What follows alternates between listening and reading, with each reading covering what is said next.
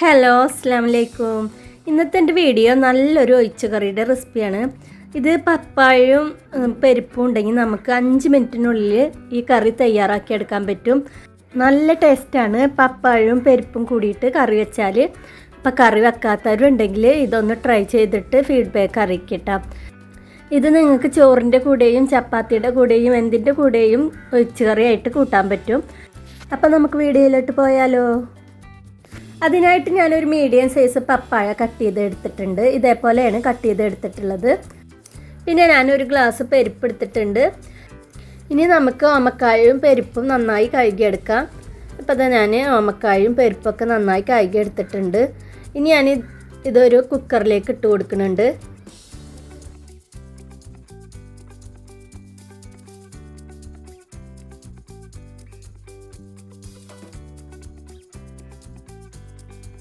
അപ്പോൾ ഓമക്കായും പരിപ്പിട്ട് കൊടുത്തിട്ടുണ്ട്. ഇനി ഞാൻ ഇതിലേക്ക് 5-6 അല്ലി വെളുത്തുള്ളി ചേർത്ത് കൊടുക്കുന്നുണ്ട്. ഒരു ചെറിയ സവാളയുടെ പകുതി കട്ട് ചെയ്ത് ചേർത്ത് കൊടുക്കുന്നുണ്ട്. പിന്നെ ഒരു മീഡിയം സൈസ് തക്കാളി കട്ട് ചെയ്തത്, പിന്നെ ഒരു 5 പച്ചമുളക് നെറുകെ പൊളിച്ചത് അതും ചേർത്ത് കൊടുക്കുന്നുണ്ട്. ഇനി ഇതിലേക്ക് ഒരു 1/2 ടീസ്പൂണ് മഞ്ഞൾപ്പൊടി ചേർത്ത് കൊടുക്കാം. പിന്നെ 1 ടീസ്പൂണ് മുളകും പൊടി ചേർത്ത് കൊടുക്കുന്നുണ്ട്. ഇത് കാശ്മീരി മുളകും പൊടിയാണ്. അപ്പോൾ നിങ്ങളുടെ എരിവിനനുസരിച്ച് കൂട്ടിയെടുത്താൽ മതി. ഇനി ഇതിലേക്ക് 2.5 ഗ്ലാസ് വെള്ളം ഒഴിച്ച് കൊടുത്തിട്ടുണ്ട്. എന്നിട്ട് ഇതെല്ലാം കൂടി നന്നായി ഒന്ന് മിക്സ് ചെയ്തെടുക്കാം. ഇനി ഇതിലേക്ക് ഞാൻ കുറച്ച് കറിവേപ്പിലും കൂടി ചേർത്ത് കൊടുക്കുന്നുണ്ട്. നിങ്ങൾക്ക് വേണമെങ്കിൽ ചേർത്ത് കൊടുത്താൽ മതി. എന്നിട്ട് കുക്കർ അടച്ച് 2 വിസിൽ വരണ വരെ നമുക്ക് വേവിക്കാം. ഇനി ഇതിലേക്ക് ഒരു 1/2 കപ്പ് തേങ്ങ എടുത്തിട്ടുണ്ട്.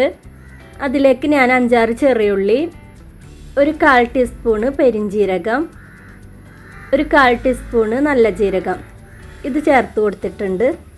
നിങ്ങൾക്ക് നല്ല ജീരകത്തിൻ്റെ ഫ്ലേവർ ഇഷ്ടമല്ലെങ്കിൽ ഒഴിവാക്കാട്ടോ. ഇനി ഞാനിതിലേക്ക് കുറച്ച് വെള്ളം കൂടി ഒഴിച്ച് ഞാൻ നന്നായി പേസ്റ്റ് രൂപത്തിൽ അരച്ചെടുത്തിട്ടുണ്ട്. അപ്പോൾ നമ്മുടെ പരിപ്പ് 2 വിസിൽ അടിച്ചിട്ടുണ്ട്. ഞാൻ ഫ്ലെയിം ഓഫ് ചെയ്തിട്ട് കുറച്ച് നേരമായി. ഇപ്പം നമ്മുടെ എയറൊക്കെ പോയിട്ടുണ്ട്. ഇതാ നമ്മുടെ ഓമക്കായും പരിപ്പൊക്കെ നന്നായി വെന്തിട്ടുണ്ട്.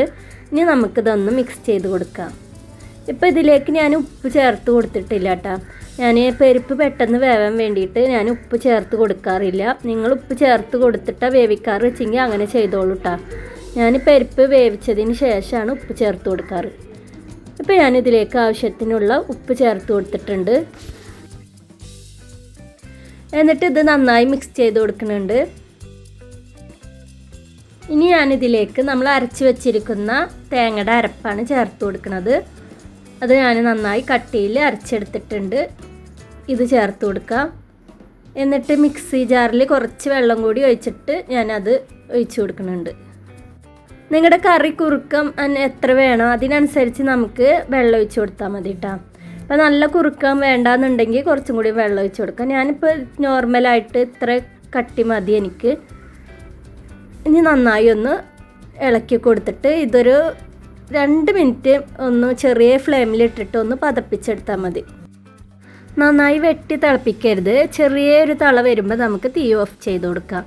അല്ലെങ്കിൽ നമ്മുടെ തേങ്ങ ഒക്കെ ഇങ്ങനെ പിരിഞ്ഞു പോവും. ഇപ്പോൾ ഇത് ഞാൻ ഫ്ലെയിം ഓഫ് ചെയ്തിട്ടുണ്ട്. ഇനി ഇതിലേക്ക് ഞാൻ കടുക് താളിക്കുകയാണ്. അതിന് ഞാൻ പച്ച വെളിച്ചെണ്ണ എടുത്തിട്ടുണ്ട്.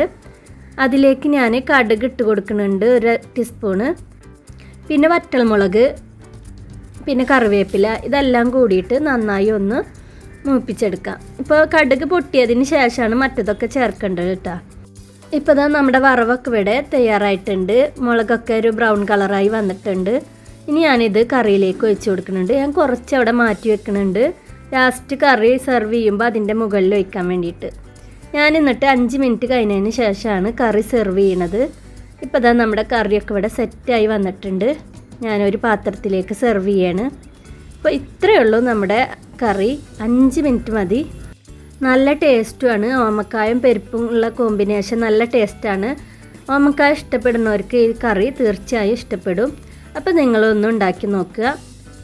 അപ്പോൾ ഇന്നത്തെ എൻ്റെ വീഡിയോ ഇഷ്ടപ്പെട്ടെങ്കിൽ ലൈക്ക് ചെയ്യുക, ഷെയർ ചെയ്യുക, സബ്സ്ക്രൈബ് ചെയ്യുക. സബ്സ്ക്രൈബ് ചെയ്യുമ്പോൾ ബെല്ലൈക്കൻ ഇനേബിൾ ചെയ്യാൻ മറക്കരുത് കേട്ടോ. അപ്പോഴാണ് ഞാൻ ഇടുന്ന വീഡിയോയ്ക്ക് നിങ്ങൾക്ക് അപ്പോൾ തന്നെ നോട്ടിഫിക്കേഷൻ വരികയുള്ളൂ. പിന്നെ ഹൈപ്പും ചെയ്യാൻ മറക്കല്ലേ. അപ്പോൾ ഇൻഷാ അല്ലാഹ് നല്ലൊരു വീഡിയോയുമായി നെക്സ്റ്റ് വീഡിയോയിൽ കാണാം. അസ്സലാമു അലൈക്കും.